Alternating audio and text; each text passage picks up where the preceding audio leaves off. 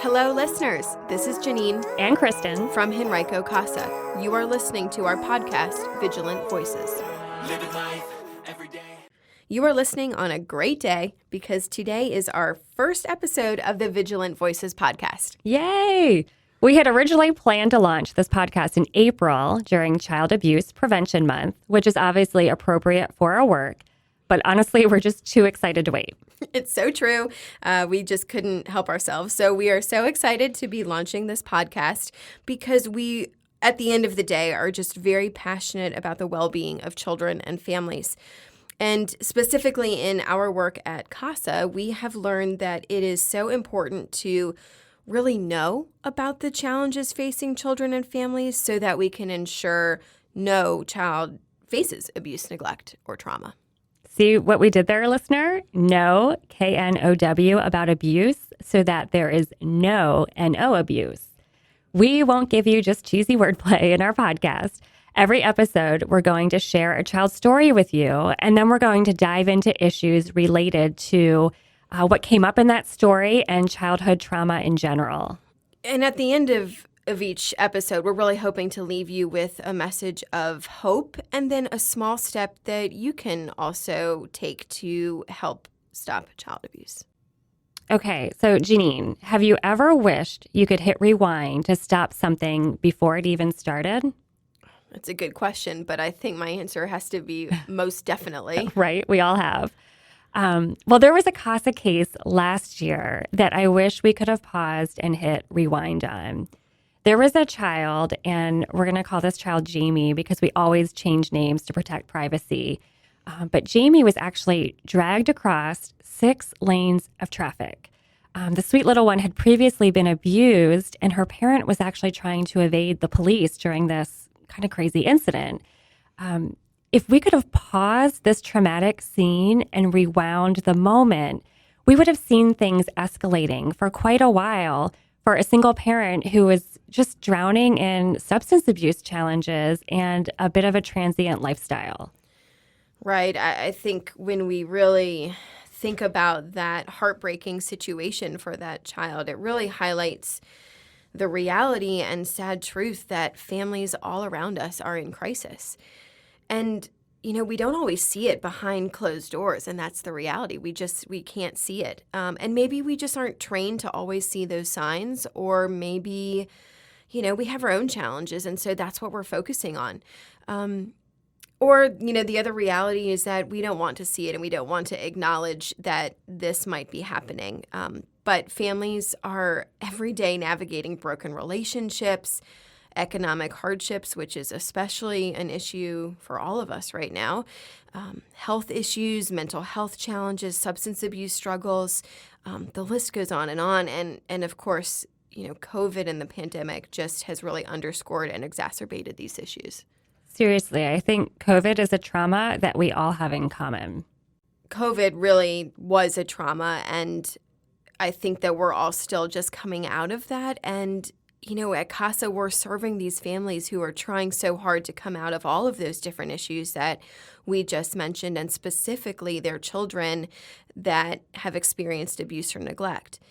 And our observation among the almost 4,000 children that we have served to date is that, for the most part, abuse and neglect is not intentional or purposeful. That's so true. I know I do, and I'm assuming a lot of us do. When we hear child abuse, we think of this big, evil parent, almost like a cartoon figure, intentionally hurting their child. But that overt, intentional abuse isn't what we see a lot of the times. You know, for the most part, parents love their kids, but they have their own issues that are kind of getting in the way of them parenting in a safe and healthy way. And studies show that stress is actually a risk factor for child abuse and neglect. So unfortunately, when families are strained, abuse is more likely to happen. And, you know, if we really think about it, there are just so many challenges that parents and family members are struggling with. I'm actually looking right now while we're talking through our impact report last year, where we always share the work that we do and the impact that we've had. And so looking at this, we reported that of all of the children that we served last year, 62% of them had families with identified mental health concerns. 37% of the families had substance abuse issues. 29% had struggles with housing and housing instability. And 23% just didn't even have a parent who was present in their life. And, these problems aren't exclusive, right? So these issues compound, and families are dealing with not just one of them, but many of them piled on top of one another, which makes for a really messy home life and a lot of challenges. It's so true. And these are just such complex problems. And so what we think about every day is how can we help prevent child abuse when there's such struggles? And so as we reflect, in order to prevent child abuse, it makes sense to try to figure out how we minimize stress on families. And so, we have a few ideas for that. Show up for people, support them, try to put services in place around them to really lift up their strengths so that we can help with those issues. And we're saying this in terms of societal support and individual support, because I think that we all, and that includes you, can help lighten the load for a family and prevent possible abuse or neglect.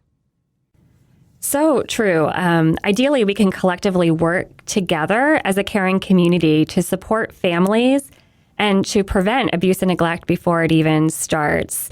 But sometimes we can't do that because abuse is hidden until it's not.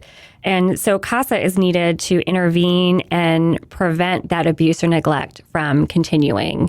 And that's how the story we started with at the beginning of the episode ends. A CASA volunteer was appointed by a judge to advocate for Jamie. And that CASA volunteer visited Jamie every week to check in as Jamie moved in with a new relative, as she changed classes, as she changed schools, as she participated in therapy, as she reconnected with her parent who was getting help in a treatment center. I just love that, and it really just kind of warms my heart and makes me smile because truly every child deserves to have someone speaking up for their best interests. For healthy families, a parent is the one advocating for their own kids. Kristen, you know that in your everyday life. I see you doing it with your children every day. But when a parent is struggling and not always able to do that, that's exactly where someone needs to step in to really help with that. Yeah, and for the CASA program, the person stepping in is one of our volunteer advocates. But you, listener, can also be a safe, stable, caring adult in a child's life. You don't need a formal role like being a CASA volunteer. You can support a family who needs a little help. And in doing so, you really are preventing possible future abuse. Yeah, it's always about the little things, right? And I think that's our call to action for you this week. Think about or choose a family that you know and just sit back and really try to see them this week and see if there's something that you could do to help them out, whether it's knowingly or totally anonymously. Maybe we can try to do something to help lift a burden for someone else this week. Yeah, I mean, and clearly that's something we can all do. And we're going to give you a way to take action like this every episode. Because here's the deal. If we do things like this with hope and confidence, we can trust that we're making a difference, even if it's the small things, even if it's something that maybe goes unnoticed. It does add up to make a difference. And any given day, we don't know what burden a child or family may be struggling with. So there's no way for you to really know the impact your kindness has. But it does have an impact, and it does matter. It could be your chance to rewind a situation and prevent a heartbreaking scene from ever even happening. Will you take our challenge this week? We hope so.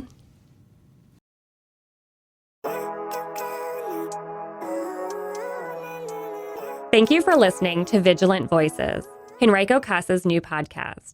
We have a vision for all children to live in safe, healthy homes. You can help us make that happen. Tell a friend about our podcast and find us on social media. I believe in the better days.